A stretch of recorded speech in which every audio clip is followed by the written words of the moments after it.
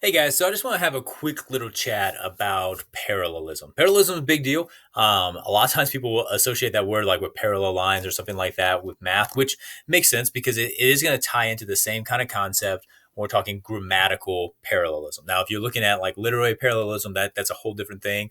But with grammatical thing, we're just looking at it's got to match. Okay, so the working definition, if you want to pause and write this down, you can, is that parallelism is a consistent use of part of speech, tense, or point of view, or all three of those. Okay. It also means that you're going to pair like single words with single words and plural words with plural words and phrases with phrases and clauses with clauses, but it's making sure everything fits together. Okay. It's easiest to see in list form.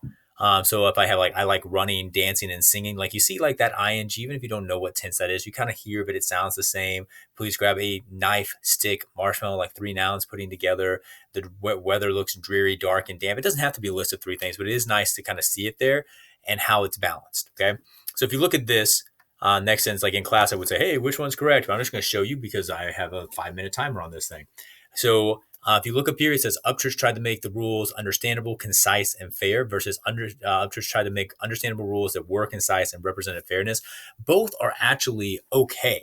But the first one is parallel because it's clearer and it has a balance of adjective, adjective, adjective, whereas the bottom one you can see is a whole mess of parts of speech. Okay, so if you look at these examples, the first one is not parallel.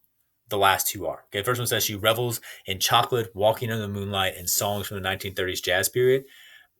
You got to make sure they match it. So if we were to start with chocolate here, and that's like our base for this list, chocolate is a single noun, which means we would have to make all three of the parts of this list just one word that is a noun. Okay, so if I were to say she revels in chocolate, walks, and music, or chocolate, walks, and jazz, then we've got a parallel sentence. But because I have a word and then I have this phrase and then I have this noun with like a descriptive phrase after it, it doesn't fit together as a parallel structure. Okay, where here we do. She revels in sweet chocolate eclairs, long moonlit walks, and classic jazz music.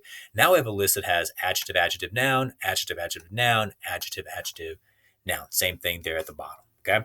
I have on, if you were taking this with me, there are some links to some practice things for you to do.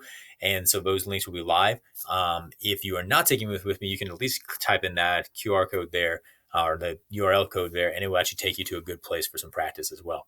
I do want to show you, I have actually lots of practice, so you can pause it for this. This is another one, okay? But it's not always going to be just in a list of three things. That's the easiest way to see it, but parallel just means balancing your ideas.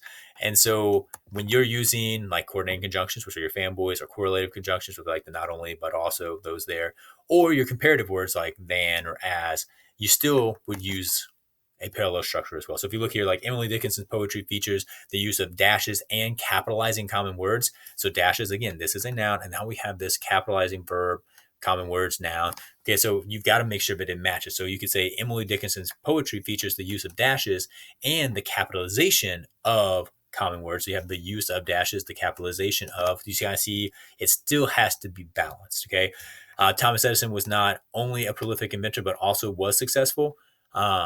You would say Thomas Edison was not only a prolific inventor but also a successful entrepreneur. Okay, so you want to make sure that that all fits together as well. Okay, so that is parallelism. If you have any questions, reach out. Hopefully that makes a little bit of sense. In your thesis statements in particular, you're going to want to use parallelism. It communicates your thoughts more clearly and it sounds nice and it's very clear. All right, hope you guys have a wonderful day.